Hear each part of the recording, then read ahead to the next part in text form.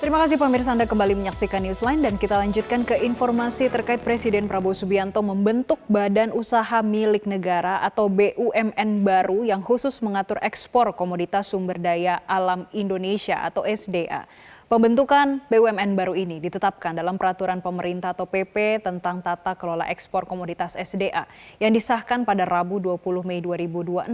PP tersebut mengatur penjualan sumber daya alam seperti minyak kelapa sawit hingga batu bara yang wajib melalui BUMN baru yang diberi nama Danantara Sumber Daya Indonesia. Informasi selengkapnya tunggu apa lagi bersama Kata Oma.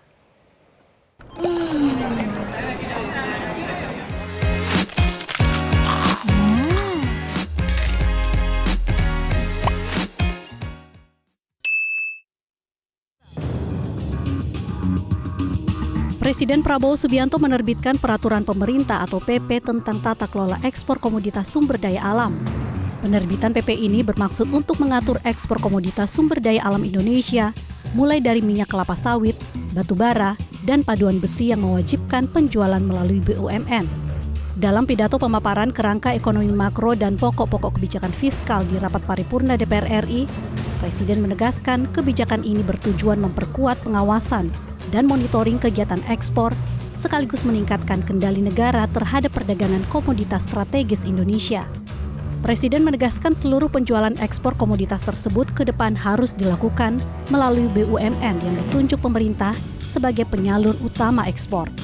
Hari ini, Pemerintah Republik Indonesia yang saya pimpin menerbitkan peraturan pemerintah tentang tata kelola ekspor komoditas sumber daya alam. Penerbitan peraturan pemerintah ini adalah langkah strategis untuk memperkuat tata kelola ekspor komoditas sumber daya alam kita. Penjualan semua hasil sumber daya alam kita mulai dengan minyak kelapa sawit, batu bara, dan paduan besi, ferroalloys. Kita wajibkan harus dilakukan penjualannya melalui BUMN yang ditunjuk oleh pemerintah Republik Indonesia sebagai pengekspor tunggal. Chief Executive Officer CEO Danantara Indonesia Rosan Ruslani menyebut, pembentukan BUMN baru bernama PT Danantara Sumber Daya Indonesia atau DSI dilakukan untuk memperkuat transparansi transaksi ekspor komoditas sumber daya alam nasional.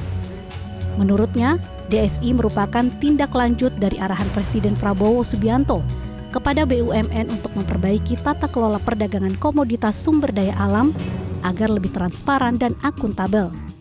Dengan adanya Danantara Sumber Daya Indonesia ini adalah bagaimana yang selama ini terjadi pelanggaran dan ataupun potensi pelanggaran baik dalam under invoicing dan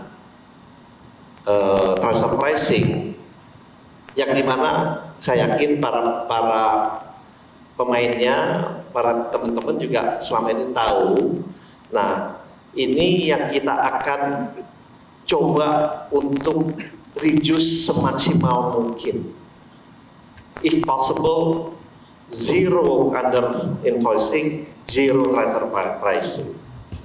Rosan juga menyebut PT Danantara Sumber Daya Indonesia nantinya merupakan platform yang tugasnya mengawasi keterbukaan transaksi ekspor, mulai dari volume, harga, hingga mekanisme pengiriman komoditas.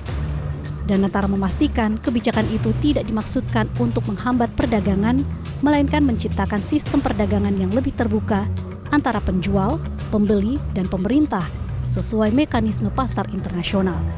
Tim Liputan Metro TV.